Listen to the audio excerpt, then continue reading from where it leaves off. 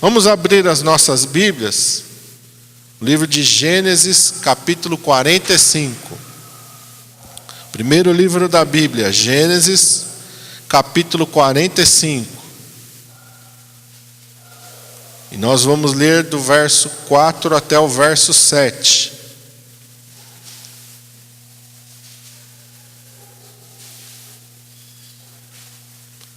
Gênesis 45, de 4 a 7, diz assim a palavra do Senhor: E disse José a seus irmãos: Peço-vos, chegai-vos a mim. E chegaram-se. Então ele disse: Eu sou José, vosso irmão, a quem vendestes para o Egito. Agora, pois, não vos entristeçais, nem vos pese aos vossos olhos, por me haverdes vendido para cá, porque para a conservação da vida, Deus me enviou diante da vossa face. Porque já houve 2 anos de fome no meio da terra, e ainda restam 5 anos, em que não haverá lavoura nem cega. Pelo que Deus me enviou diante da vossa face, para conservar vossa sucessão na terra, e para guardar-vos em vida por um grande livramento. Esse é um momento, eu acredito, um momento muito importante na vida de José.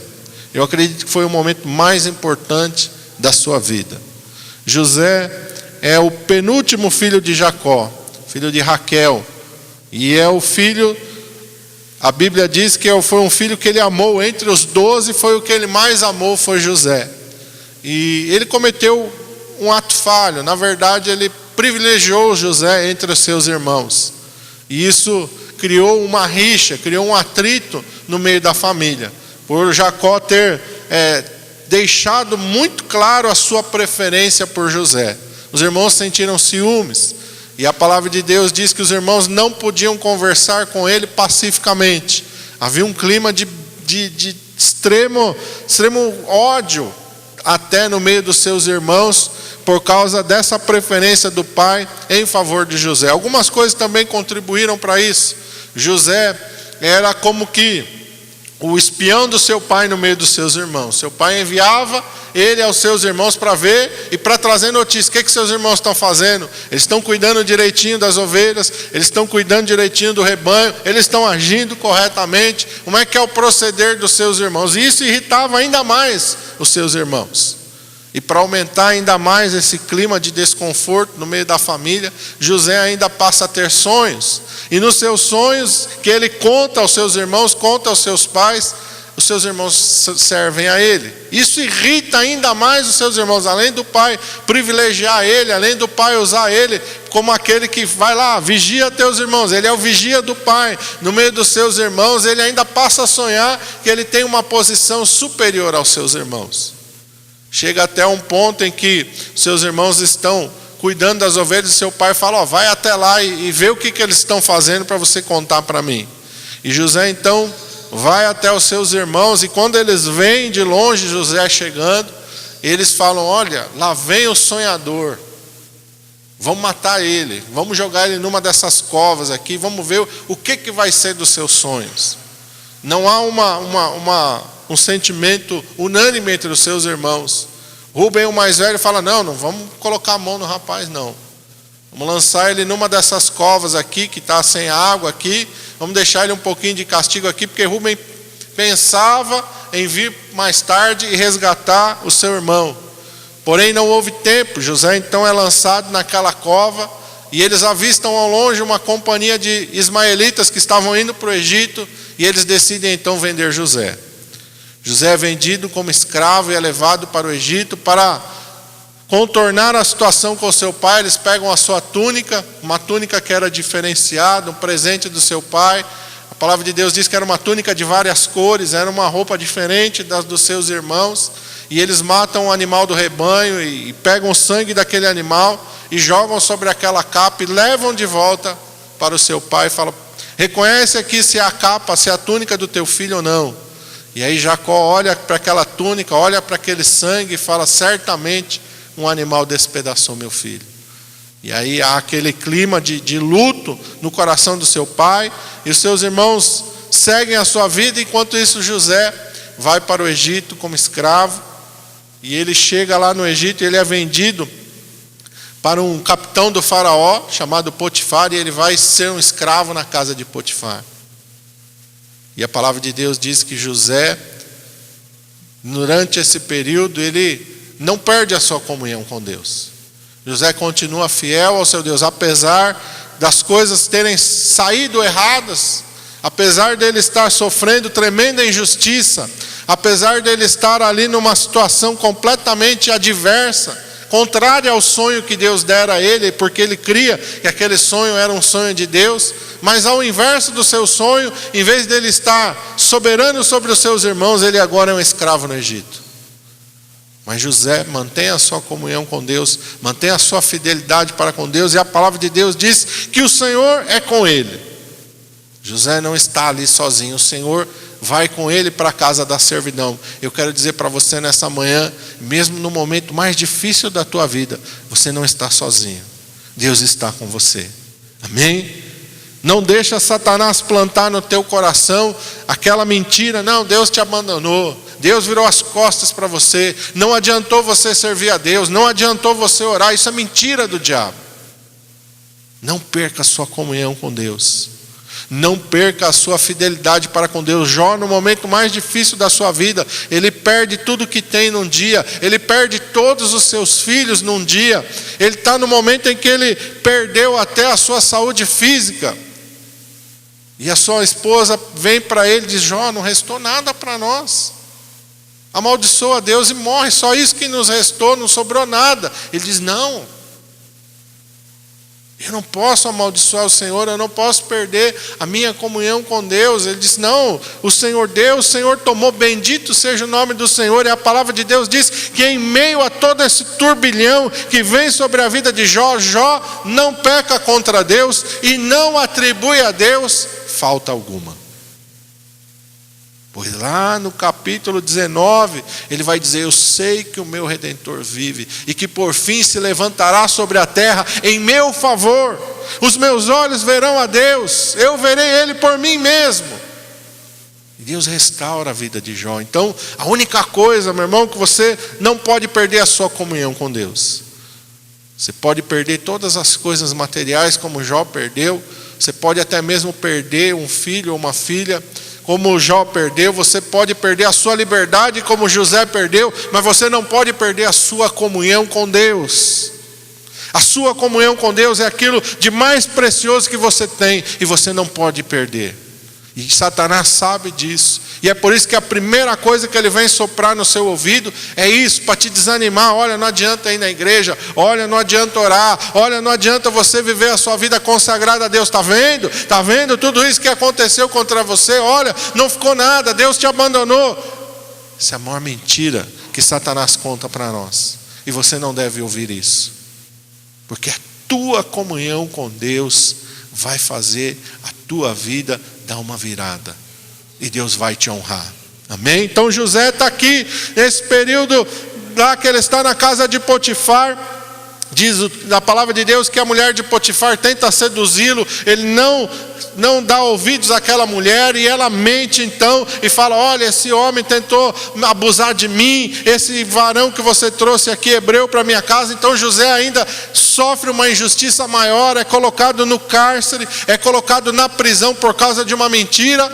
Mas José lá no cárcere mantém a sua comunhão com Deus, e a palavra de Deus diz: e Deus era com José no cárcere. E Deus começa a abençoar José no cárcere. O carcereiro entrega a administração do cárcere na mão dele, e José está lá, e José está fiel ao Senhor. De repente o padeiro e o copeiro do rei são lançados no cárcere, cada um tem o seu sonho, e Deus está com José, e Deus usa José para interpretar o sonho dos dois. Um vai morrer, o padeiro, o copeiro vai ser restaurado à presença de Faraó, e José diz para ele: olha, não te esqueças de mim, conta para Faraó a minha história. Eu estou aqui injustamente, fui vendido como escravo, fui tirado da minha terra, fui colocado nesse cárcere porque houve uma mentira, eu não tentei abusar da mulher, eu estou aqui injustamente, conta para mim de Faraó, da minha história para Faraó.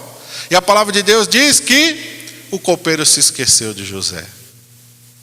Pensa, irmãos, quanta dificuldade, quanta adversidade. Esqueceu de José, aquele que teve o sonho na prisão e que ouviu uma resposta de Deus vinda da boca de José, e que assim como José interpretou para ele, aconteceu. Ele se esquece de José, mas Deus não se esquece de José. Deus então dá um sonho a Faraó que ninguém pode interpretar.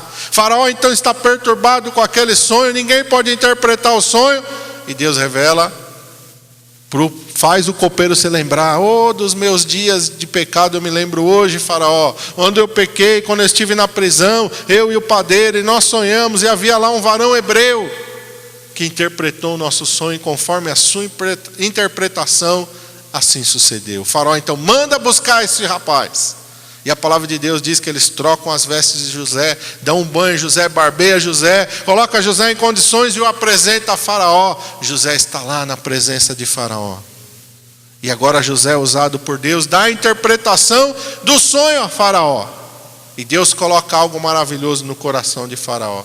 Onde acharíamos um homem como esse, em que é o Espírito de Deus?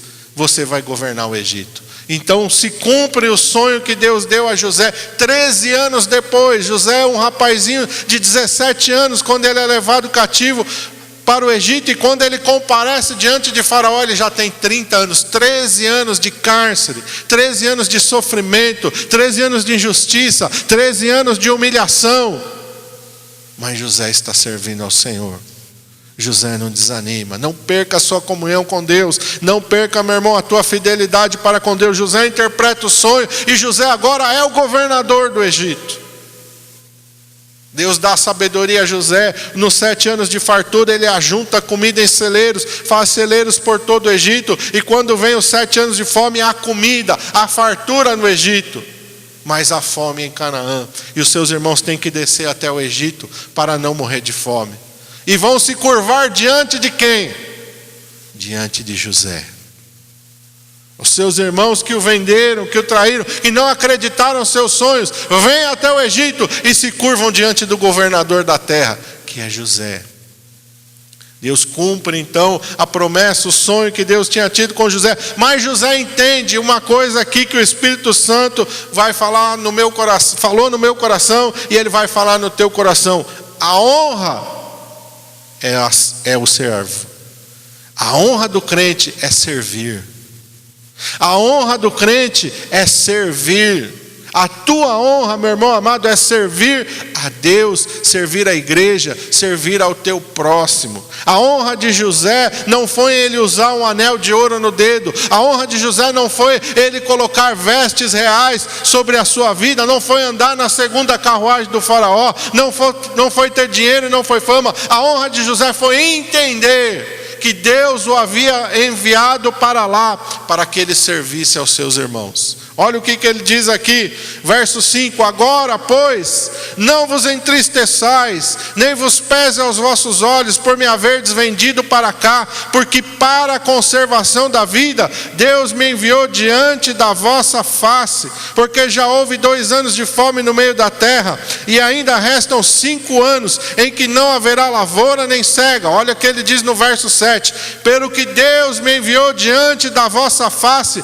para conservar a vossa sucessão na terra, e para guardar-vos em vida por um grande livramento. Em outras palavras, José está dizendo: Deus me enviou aqui para servir a vocês. José poderia ter se vingado dos seus irmãos. José poderia ter jogado na cara dele: está vendo? Seus ingratos, seus maus, seus perversos, vocês me traíram. Vocês não têm coração, vocês não têm sentimento, vocês me venderam como escravo, vocês não sabem o quanto eu sofri aqui, vocês não sabem o quanto eu dormi no calabouço. E o salmista diz: cujas mãos, cujos pés, cujo pescoço apertaram com grilhões. Ficaram marcas, mãos, ficaram marcas dos grilhões em José. José carrega as cicatrizes dos seus grilhões. Já pensou que é dormir acorrentado? O escravo não dorme livre, senão ele foge. O escravo se dorme acorrentado. José dormiu acorrentado. Isso machuca. Imagina, você vai lá, se amarra lá na cama lá para você ver, você não vai conseguir dormir. Vai se machucar. Uma coisa de ferro, uma coisa que machuca.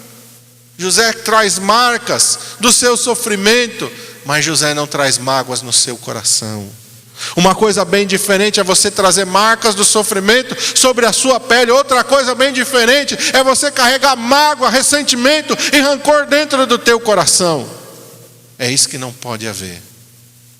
Você pode carregar marcas no seu corpo, mas você não pode carregar nada no teu coração.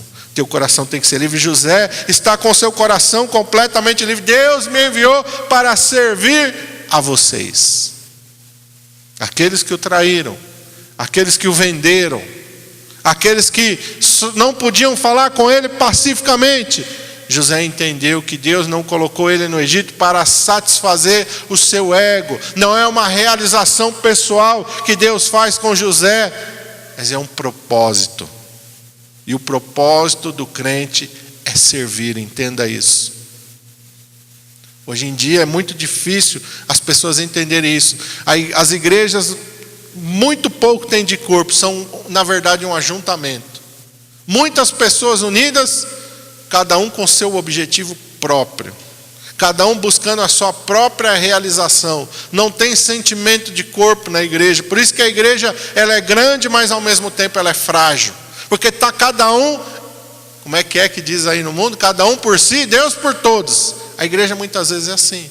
É cada um por si e Deus por todos. Nós estamos todos no mesmo lugar, mas cada um tem o seu objetivo principal. Ninguém está preocupado em servir. Ninguém está preocupado em dar a sua vida a serviço do seu irmão, a serviço do reino, a serviço da igreja. Ninguém está preocupado mais.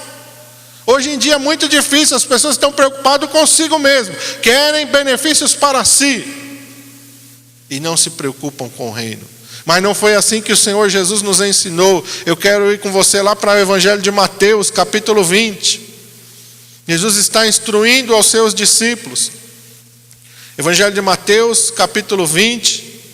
E nós vamos ler a partir do verso 25. Jesus está instruindo aos seus discípulos. Aqui houve um desentendimento. Houve um desentendimento porque 2 discípulos irmãos chegaram ao Senhor Jesus e: Senhor, nos conceda que quando tu estiveres no teu reino, um de nós se assente à tua direita e outro à tua esquerda. Nós queremos estar lá, ó, top. Queremos estar lá por cima, Senhor. E o Senhor Jesus vai instruir eles.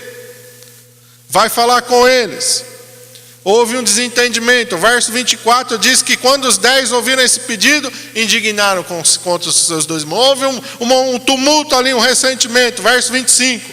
Então Jesus, chamando-os para junto de si, disse: bem sabeis que pelos príncipes dos gentios são estes dominados, e que os grandes exercem autoridade sobre eles. Não será assim entre vós, mas todo aquele que quiser entre vós fazer-se grande, que seja o vosso serviçal. E qualquer entre vós que quiser ser o primeiro, que seja o vosso servo. Bem como o Filho do Homem, que não veio para ser servido, mas para servir e dar a sua vida em resgate de muitos. Olha o que o Senhor Jesus está dizendo. Olha, no mundo, cada um luta por si mesmo. Lá no mundo pode ser cada um por si e Deus por todos. Mas aqui dentro não. Aqui dentro é diferente. Dentro da igreja, dentro do corpo de Cristo é diferente. Verso 26. Todo aquele que quiser entre vós fazer-se grande, seja o vosso serviçal. Amém? Verso 27. Qualquer entre vós que quiser ser o primeiro, seja o vosso servo. Assim como, e aí ele vai apontar para ele, o exemplo quem dá é ele. Como o Filho do Homem, que não veio para ser servido, mas para servir e dar a sua vida em resgate de muitos. Algumas pessoas entendem que pastoreio é posição, pastoreio é serviço. Amém? E a gente tem que entender isso, é serviço. É servir aos outros, é servir aos seus irmãos. Eu sou filho de pastor e há algum tempo eu relutei com o pastorado. Eu não queria. A minha esposa está aqui, ela é minha testemunha. Eu não queria. Porque, irmão, você não tem mais tempo praticamente para si. Você vive para a igreja. Você vive para o ministério. E eu sabia bem, olhando para o meu pai, o que era isso. Algum tempo eu relutei Mas Deus foi me quebrando, Deus foi trabalhando no meu coração. E você precisa entender que o maior tem que ser o menor. Você tem que viver não para si, você tem que viver para o corpo, para a igreja. Amém? Você tem que entender isso, e não só o pastor, mas o membro. O apóstolo Paulo fala que nós somos membros uns dos outros. Então o benefício sempre é do corpo, é da igreja. Eu tenho que orar, sim, eu tenho minhas vontades, eu posso. É lícito eu orar? É lícito eu orar. É lícito eu orar por um carro, é lícito eu orar por uma casa, sim. Mas eu não posso só orar por isso. E esse não tem que ser o foco principal da minha oração. O foco principal da minha oração é o corpo de Cristo. É a salvação de almas. O foco principal da minha oração é que o reino de Deus tem que ser estabelecido nesta terra. Esse tem que ser o objetivo principal da minha vida. Amém? Muitas pessoas jejuam, mas jejuam por quê? Objetivos pessoais. Nós temos que colocar acima do nosso objetivo pessoal o reino de Deus. Jesus nos ensinou isso. Buscai o reino de Deus e a sua justiça em primeiro lugar. E todas as outras coisas vos serão acrescentadas. O nosso erro é que nós invertemos. Nós buscamos as nossas coisas em primeiro lugar e o reino de Deus fica sempre por último. O foco principal da nossa oração são os nossos desejos. São aquilo que a gente deseja e almeja para a nossa vida aqui nessa terra. Para o nosso conforto aqui nessa terra. E o reino de Deus fica sempre por último. E nós temos que inverter isso, para que nós sejamos abençoados. O reino de Deus tem que estar em primeiro lugar. Vamos lá para o Evangelho de João, capítulo 13. Vamos ver o Senhor Jesus nos dando exemplo novamente. E nós cantamos aqui hoje. Cantamos um hino aqui, o Espírito Santo colocou o hino justamente, não foi combinado nada, baseado naquela palavra de João Batista, que ele cresça e que eu diminua. Tem que ser assim. Jesus disse que entre os nascidos de mulher, ninguém é maior do que João Batista. Quem foi João Batista? O que João Batista construiu aos olhos deste mundo? O que João Batista construiu aos olhos desse mundo? Nada. Mas João Batista veio para servir, para preparar o caminho do Senhor. João Batista estava com seu coração vazio de vaidade. E quando os seus discípulos começaram a ficar enciumados, porque antes todo mundo vinha até João, agora as pessoas que vinham até João estão indo atrás de Jesus. E os discípulos dele não entendem a princípio e ficam enciumados. E dizem para ele: olha, aquele que tu batizaste no Rio Jordão, ele também já está batizando. E as pessoas todas estão indo atrás dele, João. João disse: importa que ele cresça e que eu diminua. Quem tem a primazia é o noivo. Eu não sou o noivo, eu sou amigo do noivo. E eu me alegro em que ele se realize.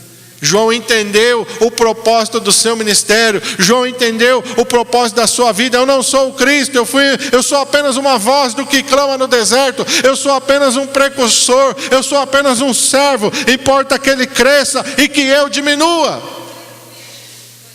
Por isso, entre os nascidos de mulher, ninguém é maior do que João Batista. Porque ele entendeu o seu significado. Meu irmão, você precisa entender o significado da tua existência. Deus te chamou para servir. Vamos ver aqui João 13, a partir do verso 12. Diz assim: depois que lhes lavou os pés, tomou as vestes e se assentou outra vez à mesa e disse-lhes: entendeis vós o que vos tenho feito? Vós me chamais mestre e senhor, e dizeis bem, porque eu o sou. Ora, se eu, Senhor e Mestre, vos lavei os pés, vós deveis também lavar os pés uns aos outros, porque eu vos dei o exemplo, para que como eu fiz, façais vós também. Na verdade vos digo que não é o servo maior do que o seu Senhor, nem o enviado maior do que aquele que o enviou. Se sabeis estas coisas, bem-aventurados sois, se as fizerdes. Há um episódio marcante na vida dos discípulos. O Senhor Jesus assenta os seus discípulos Ele pega uma bacia, ele pega uma toalha, ele se assenta aos pés dos seus discípulos e ele começa a lavar os pés dos seus discípulos. Jesus se coloca numa posição de escravo. Apesar de Jesus ser um homem livre, ele assume uma posição de escravo. Ele se assenta aos pés dos seus discípulos, apesar dele ser Senhor e Mestre, apesar dele ser o Criador dos céus e da terra, apesar dele ser o Senhor sobre todas as coisas, ele se assentou humilde aos pés dos seus discípulos. E ele começou a lavar os pés dos seus discípulos.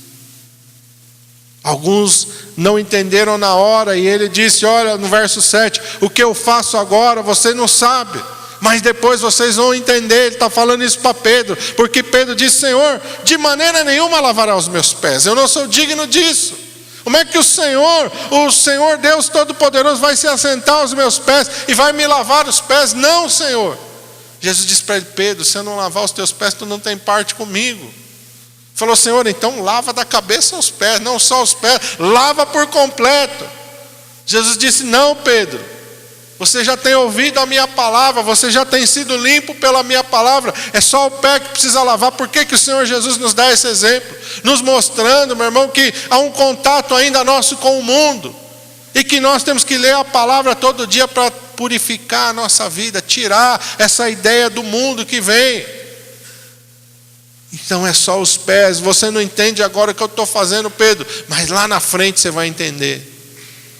Meu irmão, nós precisamos entender isso que o Senhor Jesus está nos dizendo. O maior tem que ser o menor. Você tem que entender que o teu propósito é servir.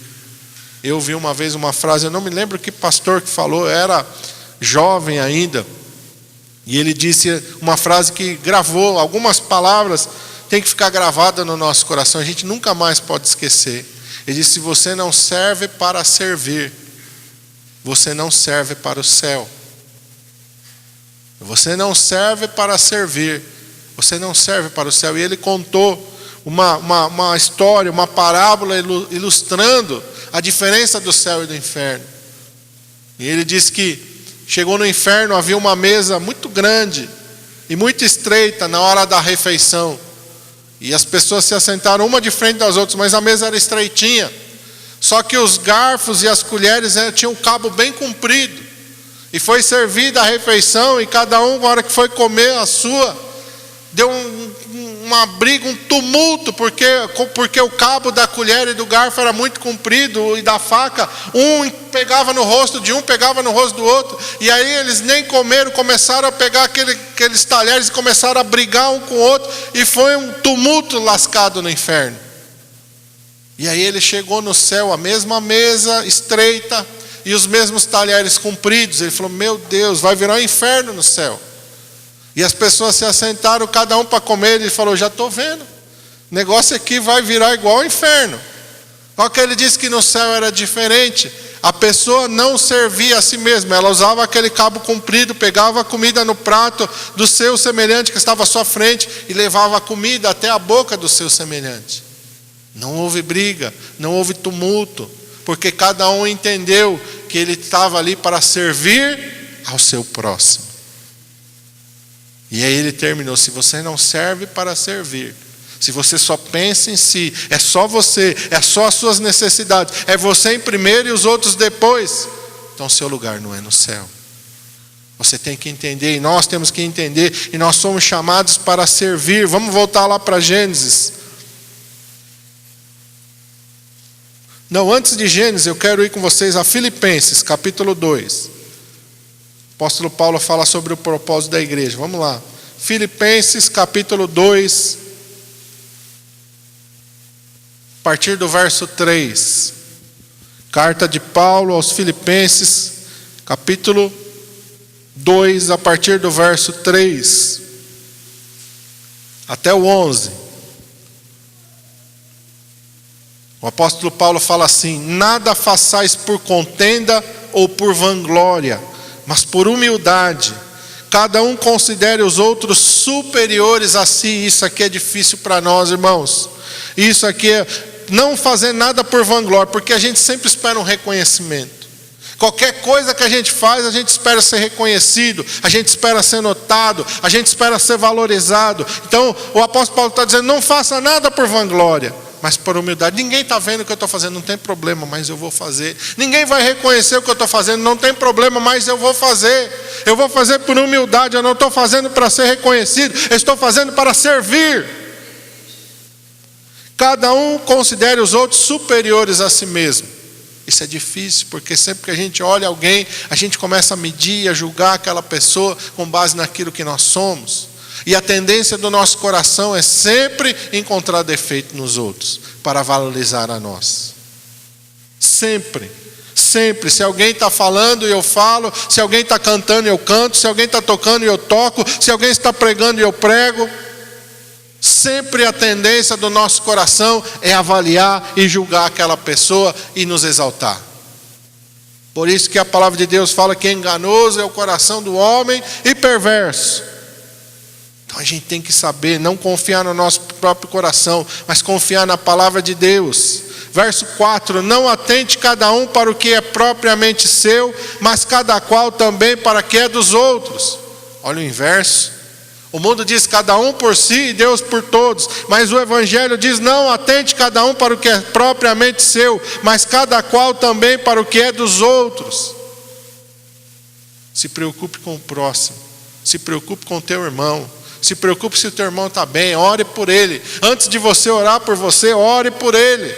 Antes de você se preocupar com a sua necessidade, se preocupe com a necessidade dele. Coloque os outros acima de você.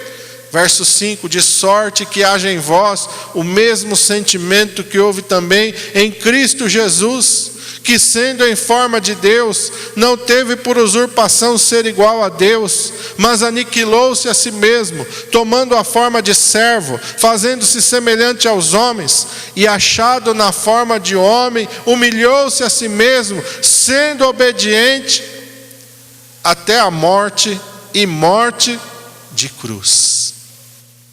Tem que ter esse mesmo sentimento em nós. Jesus é o nosso exemplo. Jesus é o exemplo a ser seguido. Não é um jogador de futebol que é o meu exemplo, não é um artista, não é um empresário de sucesso. Hoje em dia a gente vê muitas igrejas copiando estratégias do mundo. As igrejas hoje são administradas como empresa, como negócio. Os cultos são feitos como palestras, como workshops. Está errado. A igreja não tem que olhar para o mundo, a igreja tem que olhar para Jesus. Jesus é o nosso exemplo, Jesus é o nosso mestre, Jesus é o nosso guia. Mas aí não enche. Não tem problema, irmão. Jesus se preocupou com 12. Se você ler lá o Evangelho de João a partir do verso 6, verso 7, verso 8, você vai ver que num determinado momento muitas pessoas não gostaram daquilo que Jesus falou e deixaram de segui-lo. E ele se virou para os 12 e disse: vocês também querem ir embora? Estão liberados. Pedro então disse: Senhor, para quem iremos nós, se só tu tens a palavra de vida? Para onde iremos nós? Então nós temos que nos preocupar, meu irmão, com a verdade do Evangelho. Se tiver um lugar muito cheio, mas cada um só pensando em si, aquilo não é corpo de Cristo. Está num lugar muito cheio, mas cada um só se preocupa com o seu ego, com a sua vaidade, com aquilo que ele pode alcançar de Deus. Não é igreja, é um ajuntamento. Não é corpo de Cristo, é um ajuntamento. Corpo de Cristo é onde nós estamos unidos, onde cada um se preocupa com o outro, onde cada um ora pelo outro, onde cada um intercede pelo outro. Aí é corpo, aí é unidade. Corpo de Cristo é isso. Não é um ajuntamento de pessoas. Ajuntamento de pessoas não é corpo. Corpo é onde, meu irmão amado, cada um ama o seu próximo. Isso é corpo. Diz aqui, meu irmão, que o Senhor Jesus, verso 9, pelo que também Deus o exaltou soberanamente e lhe deu um nome que é sobre todo nome, para que ao nome de Jesus se dobre todo o joelho dos que estão nos céus, na terra, debaixo da terra, e toda a língua confesse que Jesus Cristo é o Senhor, para a glória de Deus Pai. Vamos voltar para Gênesis. É esse sentimento que tem que dominar o nosso coração. O sentimento de ser servo. O sentimento de dar a sua vida. o sentimento de não viver para si mesmo, o sentimento de usar a sua vida para abençoar a vida do próximo. É isso que José está entendendo aqui. Por isso que ele diz no verso 8, ele conclui no verso 8 a sua fala com seus irmãos: assim não fostes vós que me enviastes para cá, senão Deus, que me tem posto por pai de Faraó e por senhor de toda a sua casa, e como regente sobre toda a terra do Egito. José conclui dizendo: olha, toda essa glória que vocês estão vendo sobre mim, essas vestes, esse colar de ouro, esse anel de ouro, essa casa bonita, essas carruagens que eu ando, tudo isso não é para satisfazer o meu ego, é para servir a vida de vocês. Deus pôde me colocar nessa posição porque eu entendi qual era o propósito da minha vida. O propósito da minha vida não era olhar vocês de cima para baixo. O propósito da minha vida não é dizer para vocês: está vendo? Está vendo? Bem feito seus traidores, bem feito seus malignos. Não é esse o propósito. José entendeu que o propósito é servir. Deus me colocou aqui para servir a vocês. O que ele cumpriu, se você ler o livro de Gênesis até o final, você vai ver que quando o pai morre, ele manda chamar o pai. Quando o pai dele morre, os irmãos morrem de medo. Eles falam: nossa, José só estava nos tratando bem por causa do nosso pai, para não entristecer o nosso pai. Agora nosso pai morreu, meu Deus, agora ele vai se vingar. Agora a vingança dele vai ser cruel sobre nós. E eles mandam chamar José, mentem para José, dizem: olha, nosso pai estando em vida, ele tem o último desejo dele para você, José, foi para que você nos perdoasse. O último desejo do nosso pai em vida foi para que você nos perdoasse. Nós estamos todos aqui, e os 11 então se ajoelham diante dele: somos teus servos, José. José diz: não se preocupe, para com isso, pessoal, levanta. Não é porque o pai morreu que meu relacionamento com vocês vai mudar. Pelo contrário, eu vou continuar sustentando vocês, eu vou continuar amando vocês, eu vou continuar servindo a vocês. E a Bíblia diz que até o final da sua vida, José sustenta os seus irmãos. José cuida deles, cuida das suas famílias, porque José entendeu que não há maior honra do que ser servo. A honra não é sentar no trono deste mundo. A honra não é ser adorado pelos homens. A honra é servir ao propósito da minha existência, é servir ao corpo de Cristo, é servir ao reino de Deus. A maior honra é servir. Feche os teus olhos, curva a tua cabeça. Nós precisamos entender: há um propósito, irmãos, de estarmos aqui. E o propósito é para nós estarmos juntos. O propósito de você estar aqui é que eu sem você não sou completo, e você sem mim não é completo. Então eu tenho que orar por você, e você tem que orar por mim. Eu tenho que me envolver na tua vida, e você tem que se envolver na minha vida. Ô meu irmão, está passando por algum problema, está passando por alguma prova, eu vou orar por você. Se eu puder ajudar você, eu vou ajudar você. A igreja primitiva foi a maior bênção da fase da igreja sobre a terra. Sabe por quê? Em Atos diz que eles não tinham nada, cada um individual, tudo era em conjunto. Nunca mais a igreja conseguiu alcançar esse nível de unidade. Nunca mais houve um sentimento tão maravilhoso quanto o da igreja primitiva. Ao passar dos tempos, nós nos tornamos individualistas, egoístas, e muitas vezes nós vamos na igreja somente para alcançar os desejos do nosso coração. Muitas vezes as nossas orações são orações só em cima das nossas necessidades. Nós não oramos pelo nosso irmão da igreja, nós não oramos pelo nosso pastor, nós não oramos para que as vidas se convertam. Nós oramos por carro, nós oramos por casa, nós oramos por emprego, nós oramos por posição, nós oramos por tantas coisas, e menos pelo reino de Deus. E está errado. Jesus nos ensinou que o reino tem que estar em primeiro lugar na nossa vida. Jesus ensinou que o maior tem que ser servo. E Jesus deu o exemplo, ele disse: eu não vim para ser servido, mas para servir. Jesus não ajuntou possessões nesta terra. Você quer ver um bom líder? Você quer ver um grande homem de Deus? Olha para ele, vê se ele está preocupado em construir patrimônio nesta terra, ou se ele abre mão do patrimônio dele para investir no reino. Essa é a diferença. A diferença é essa. Se ele está preocupado em construir um patrimônio, ele não é um grande servo de Deus, não é um grande homem de Deus. Mas se ele está preocupado com o reino, em abrir mão daquilo que ele tem em favor do reino, esse sim é um servo de Deus. Esse sim entendeu que o maior é o menor, e que Deus colocou ele nessa posição não para ser servido, mas para servir. Irmãos, nós temos que servir o reino de Deus. Você tem que entender isso. A honra não é um anel de ouro no teu dedo. A honra não é um colar de ouro no teu pescoço. A honra não é o carro de Faraó, a carruagem de Faraó. A honra não é o palácio. A honra é o serviço. A honra, meu irmão amado, é lavar os pés dos apóstolos. A honra é poder servir o meu irmão e a minha irmã. A honra é ser como João Batista, entender que é necessário que ele cresça e que eu diminua. O meu eu tem que morrer, as minhas vaidades têm que morrer. Irmão, a honra é o perdão, não é a vingança. A honra é o perdão, não é a mágoa. A honra, meu irmão amado, é você se esvaziar de si mesmo.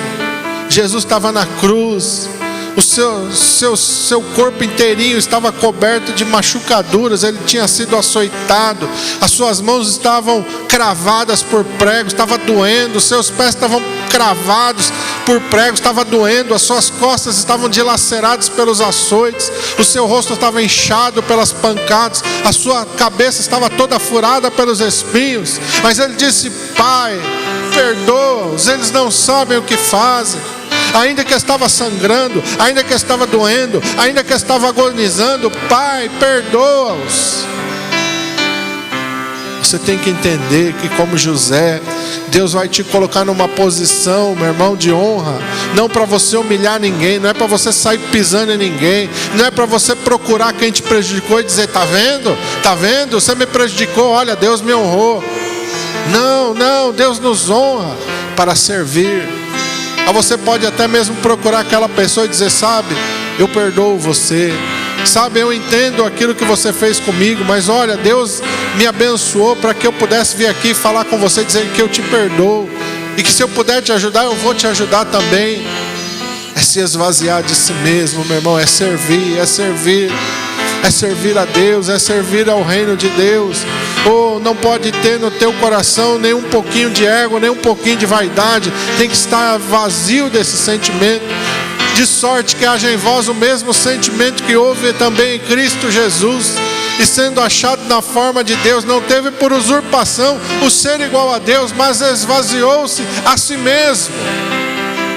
Ele se esvaziou a si mesmo, assumindo a forma de homem. Meu irmão, se ele fosse o homem mais rico deste mundo, ainda era uma humilhação. O Deus da glória assumiu a forma humana. Mas mesmo na forma humana, a palavra de Deus diz que ele se humilhou a si mesmo, assumindo a posição de servo. Ele não nasceu num palácio, ele nasceu numa estrebaria. Ele não nasceu num berço de ouro, mas o seu berço foi uma manjedoura. Não foram os perfumes mais caros do mundo que estavam ali sobre ele, não foi um cheirinho de óleo Johnson, era o cheiro dos animais naquela estrebaria. Mas ele não reclamou, ele se humilhou. Ele não, meu irmão amado, não teve uma profissão fácil, ele foi ser carpinteiro.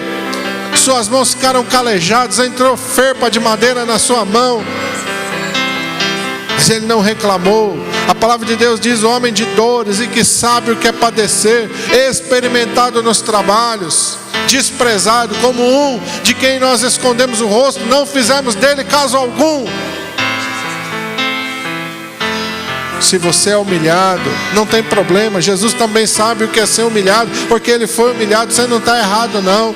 Se as pessoas não ligam para você, elas também não ligavam para Jesus. Se as pessoas não têm consideração por você, também não tinham consideração por Jesus. Oh, meu irmão, tem que haver o mesmo sentimento de servir e de amar no teu coração, para que Deus possa te honrar. A honra só vem depois da humilhação. E a honra não é para satisfação de ego. A honra é para serviço.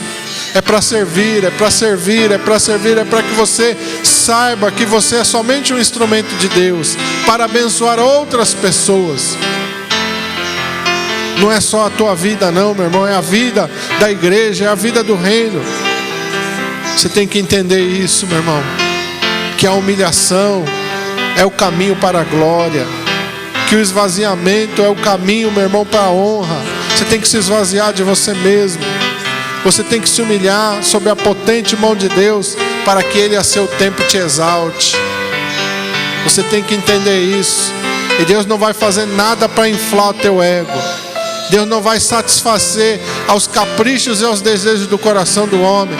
Mas Deus vai fazer coisas com propósitos para abençoar a igreja e o corpo de Cristo. É isso que você precisa entender. É isso que você precisa buscar. O reino de Deus e a sua justiça em primeiro lugar. Senhor, nos ajuda, Pai, nos ajuda a ter o mesmo sentimento que o Senhor Jesus teve. A amar como o Senhor Jesus amou, a viver como o Senhor Jesus amou. Nos ensina a nos humilharmos, ó Pai, sobre a tua potente mão. Nos ensina a nós nos esvaziarmos de nós mesmos, Senhor. É possível. João Batista fez isso, José fez isso, o Senhor Jesus fez isso. É possível, Pai. E nós precisamos andar nesse caminho. É nessas pegadas que nós temos que andar. É nesse caminho que nós temos que trilhar, Pai, para que a nossa vida seja uma bênção, para que a nossa vida cumpra o propósito do nosso chamado e da nossa existência. Vamos adorar ao Senhor.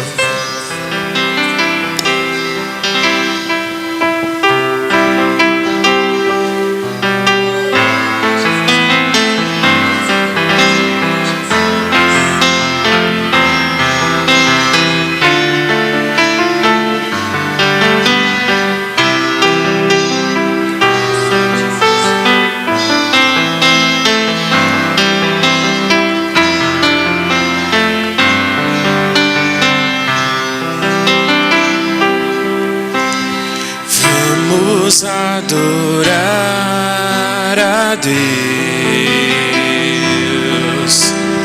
Vamos adorar a Deus. Vamos invocar seu nome. Vamos adorar a Deus. Vamos adorar a Deus.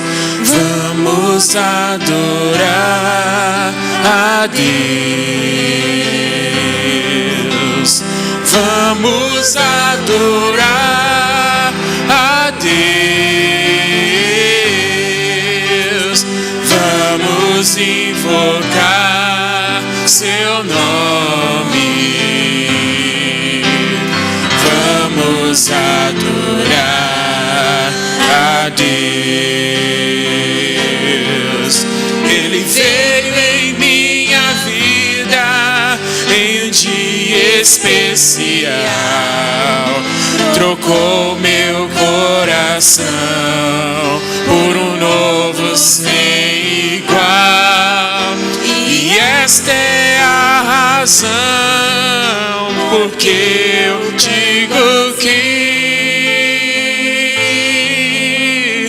vamos adorar a Deus. Vamos adorar a Deus. Vamos adorar a Deus. Vamos invocar seu nome. vamos adorar a Deus. Ele veio em minha vida num dia especial, trocou meu coração por um novo sem igual, e esta é a razão porque eu digo que vamos adorar a Deus, vamos adorar a Deus, vamos adorar a Deus.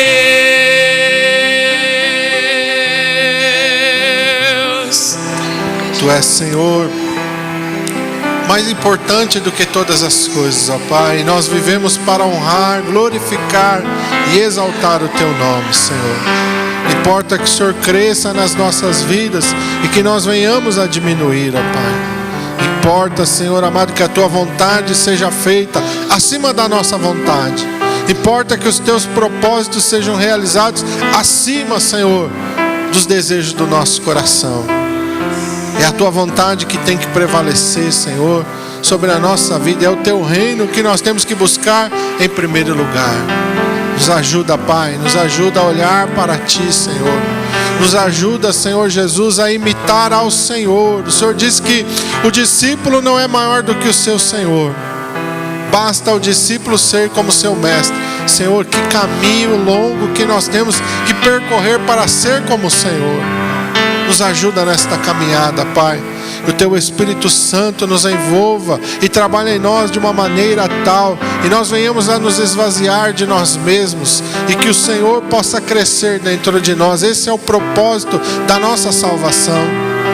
É, Senhor amado, que o Senhor seja visto em nós e através de nós. Foi por isso que os discípulos foram chamados de cristãos. A igreja primitiva, quando o mundo olhava para ela, ela via Jesus neles. Não somente nas suas palavras, mas principalmente na sua maneira de viver. E a igreja precisa voltar a isso, Senhor. Nós precisamos voltar a isso. As pessoas, quando olharem para nós, têm que ver o Senhor. Nós sabemos que a nossa vida prega muito mais alto, muito mais forte do que as nossas palavras, Pai. Nos ajuda a viver de uma maneira que glorifiquemos o Teu nome. Nos ajuda a viver de uma maneira que nós sejamos sal e luz no meio da nossa geração. E para isso nós precisamos do Senhor. Precisamos do Teu Espírito Santo. Precisamos do Teu poder, da Tua graça, Senhor. Precisamos que o Senhor venha, Senhor amado, todo dia a trabalhar em nós. Como o oleiro vai trabalhando no barro, vai formando daquele barro aquilo que lhe apraz. Assim o Senhor tem liberdade para trabalhar nas nossas vidas. Assim Tu tens liberdade para tirar de nós tudo aquilo que não Te agrada, tudo aquilo que não Te convém. Tudo aquilo, Senhor amado, que vai nos atrapalhar amanhã ou depois, tira da nossa vida, Pai. E nós possamos agradar ao Senhor em toda a nossa maneira de viver, ó Pai. Que o Senhor possa se alegrar quando a Tua palavra diz que o Senhor olhou para Noé. Noé achou graça nos Teus olhos. Que o Senhor, ao olhar para as nossas vidas, que o Senhor possa se agradar das nossas vidas. Nós possamos andar como Noé. Noé não andava como o mundo. Noé não era mais um do mundo. Era diferente, porque ele vivia para glorificar o Teu nome. Que assim sejamos nós, ó Pai. Cobre-nos com Teu sangue, Senhor Jesus. Nos guarda, nos livra de todo mal, Senhor. Guarda a nossa entrada, guarda a nossa saída. Oh Deus, nos abençoa, Senhor amado. Nós Te pedimos isso em nome de Jesus. Amém.